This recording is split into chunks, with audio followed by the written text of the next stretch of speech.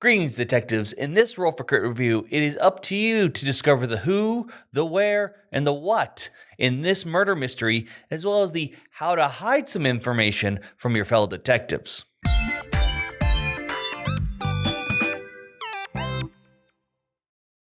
Methodologie Murder on the Links is based on the Agatha Christie novel of the same name.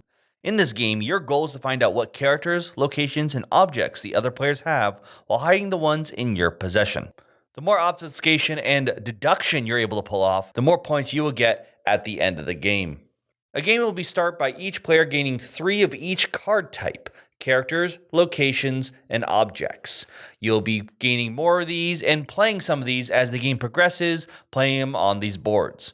The game itself is broken into 2 phases: the investigation phase and the accusation phase. The investigation phase will be where most of the gameplay and card manipulation will take place. The first part of the investigation phase will require players to present evidence. That means choosing one card from your hand and placing it face down in front of you. Once everyone has presented evidence, you will reveal the card you played.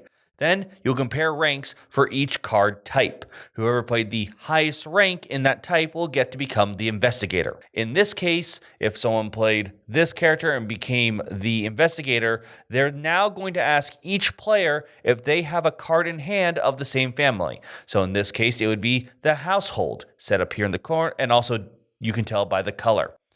They have to answer truthfully. So if you had one of these 4 other characters in hand, you must say yes.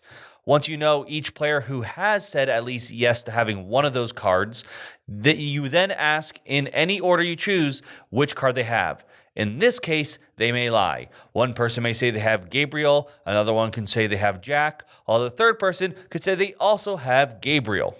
At this point, the investigator has the option to accuse. They will point at one player and say pretty much that they're lying. That player must then reveal the card.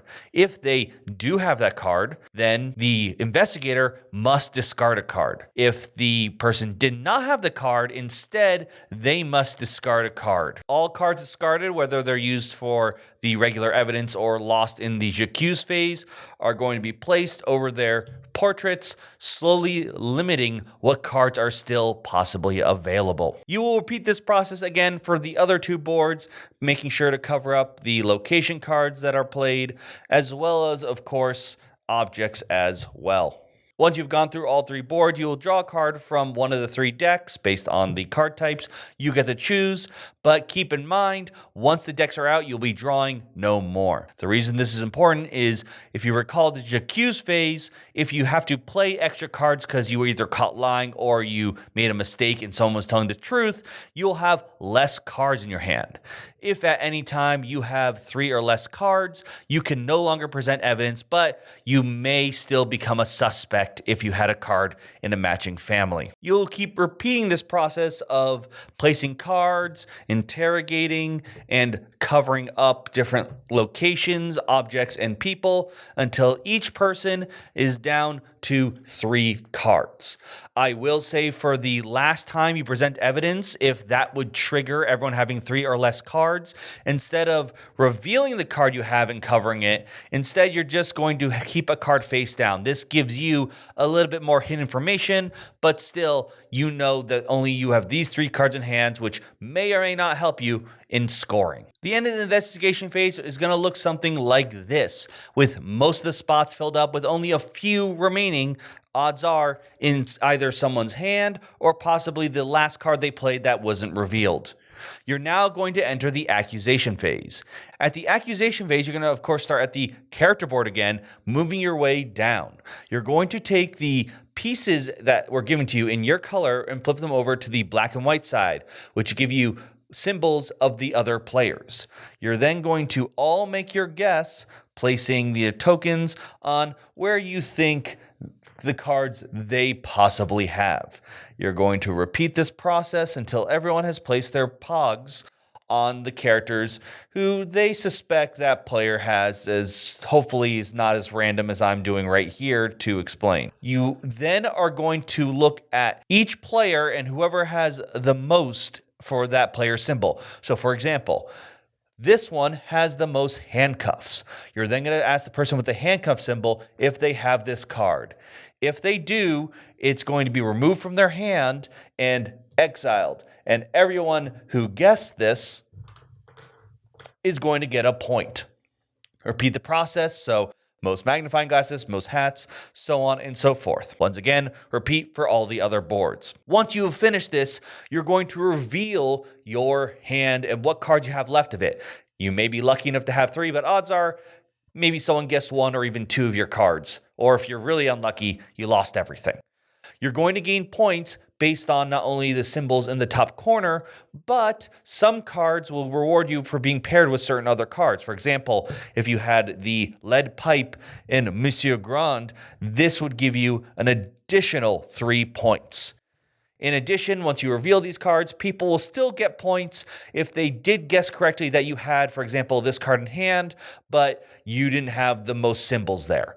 You're going to calculate all the points up together, and whoever has the most was the best detective. Now, I know for me, the first thing that came to mind when I saw this and went through it is, oh, this is just Clue without all the boring parts. You've got your characters still, you got your locations, you got your items, you can have the person in the room with the lead pipe, but you don't have to run around. You are still focusing completely on deduction, not just rolling dice and hoping you can get to rooms.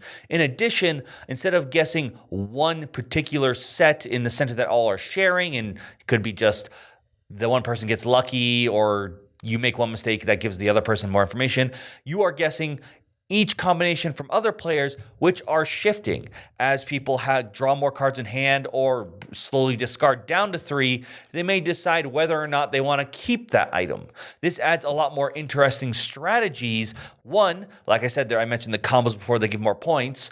So you could be, do I hold on to this or do I give it up and try to keep more of a random collection in my hand?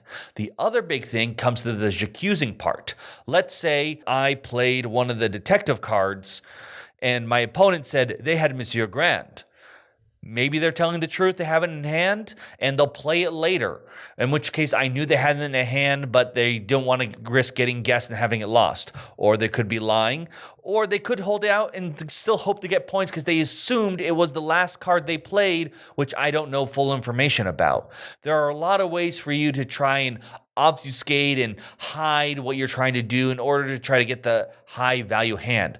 Of course, there are a lot more high value point cards, but you notice that they have smaller groups, meaning it's a lot more likely for someone to play that card and ask, well, if I covered up this person, do you have that? There's nowhere else you can lie to. Because of this, I think there's a lot more fun with the deduction and trying to this sort of back and forth dance with the other players. The other thing I want to focus on is the board space all right here.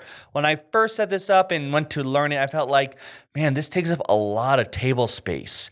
But once I played it, a lot of players actually mentioned to me how they liked this more than actually receiving a little sort of player's aid because this was very big. It was very obvious when this card was played and made it much easier for them to focus more on, did Will say he played the Express or had that in hand earlier?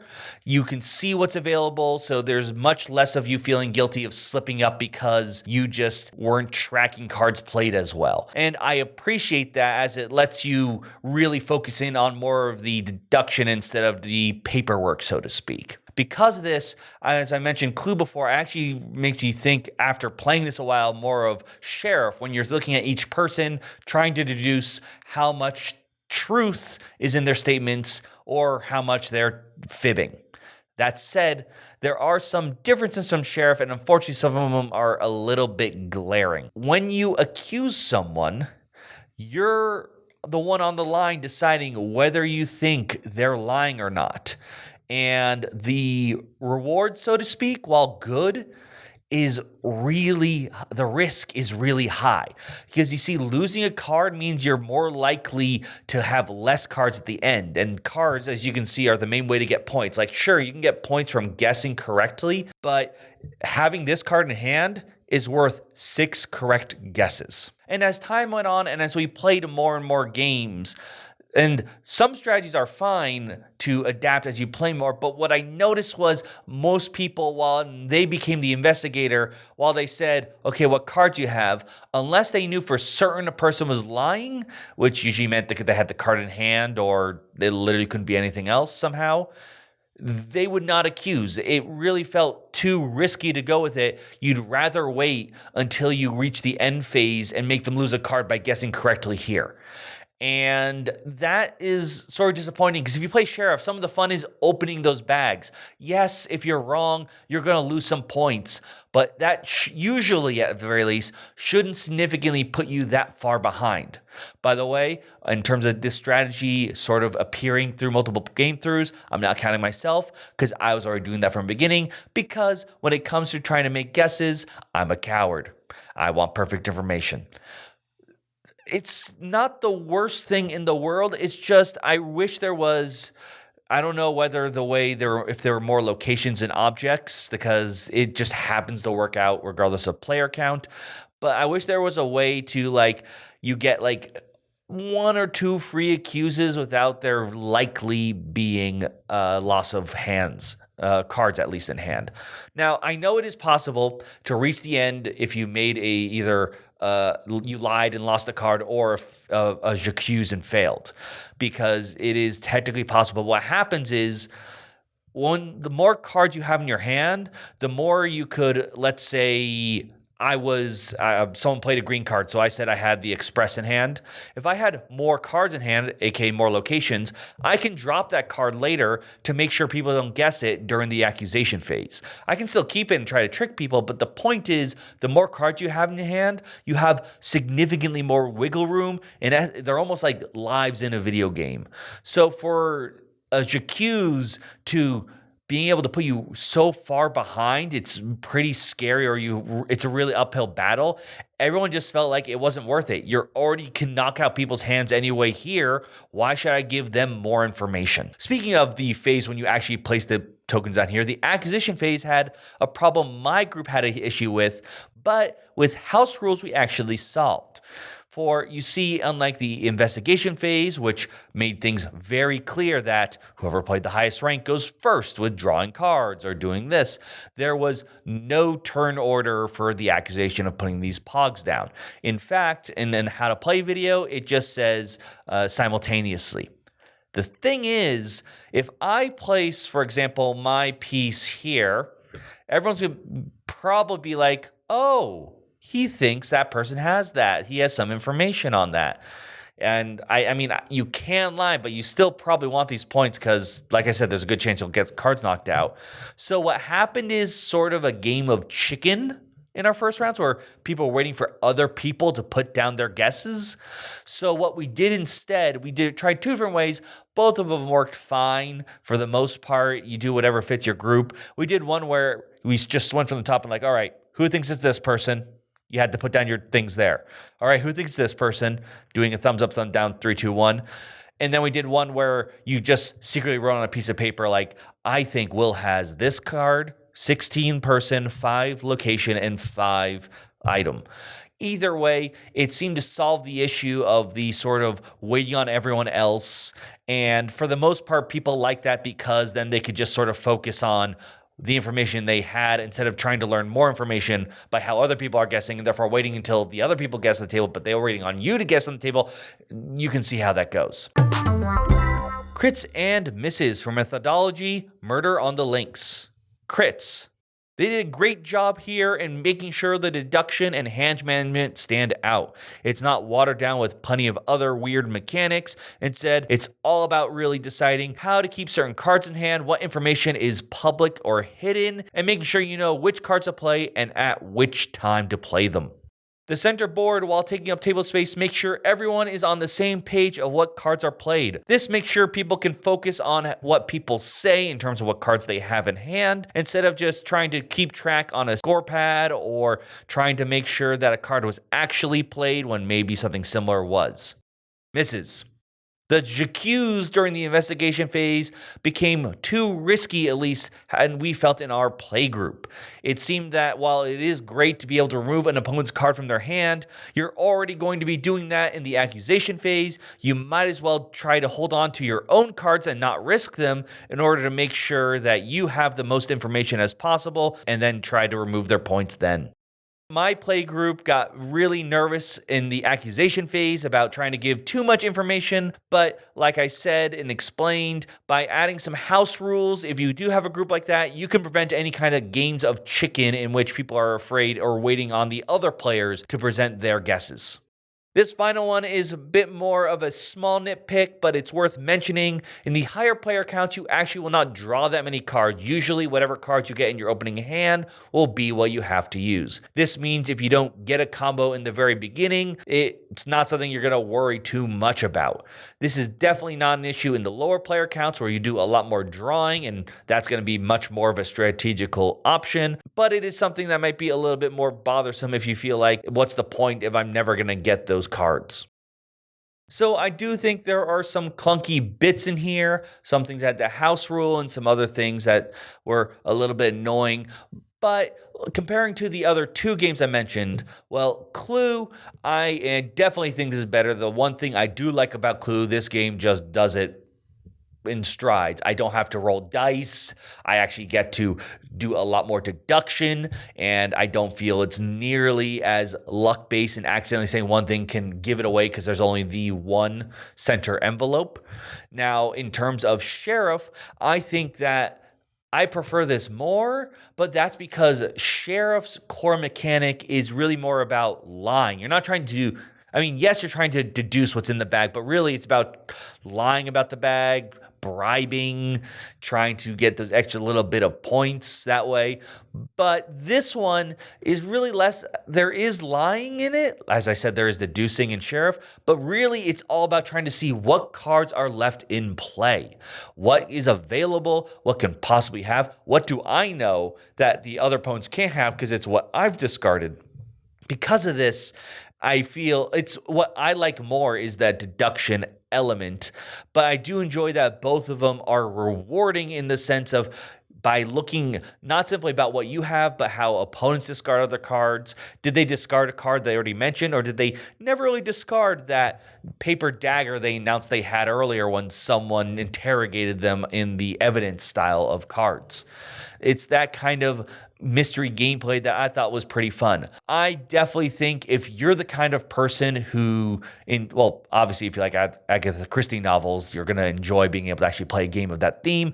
But if you're the kind of person who really likes deduction and in a multiplayer sense that isn't nearly as heavy going through a long story, this will definitely be a fun one. I think it does need a little bit of house ruling depending on your group. Like, I don't know if these mistakes are kind of things other play groups have. It's definitely just how my group tackled this game. They just wanted to hold on to as much information as they could. And I don't know. Obviously, the accusation phase, like I said, it's very easy to fix. Just make everyone go 3, 2, 1, put down your thing somehow. The accusing thing, I just wish there was a way that there was like a freebie, or maybe you didn't have to give a card right away, something, because when you play Sheriff, for example, when that bag opens is the fun. Watching someone open a bag and see what's in there. But I've never felt like, or at least most games I watch, I'm a different story, that would ruin your day. Most people, like I said, doing the j'accuse instantly went up 5 levels on alert because they felt like they were down a card, a significant resource. And I wish there was a way that, I don't know if it's extra cards. I don't know if it's just you drop a token and maybe you get less guesses or something that makes it so people might be more willing to take a risk on an accusation. And maybe that's actually not the right thing in a detective work. You should know before you accuse someone. But you let me know. Have you had the chance to try this out? Or do you not think it's fine to just wait and just gather up all the information you can until the accusation phase? And only then will you reveal your true genius and reveal everyone at the table. You can let me know in those comments down below. I'd love to hear from you. And of course, don't forget to like and subscribe. And if you can, share this video with someone you think would be interested in this game. Until then, I'm Will, and this has been Roll for Crit.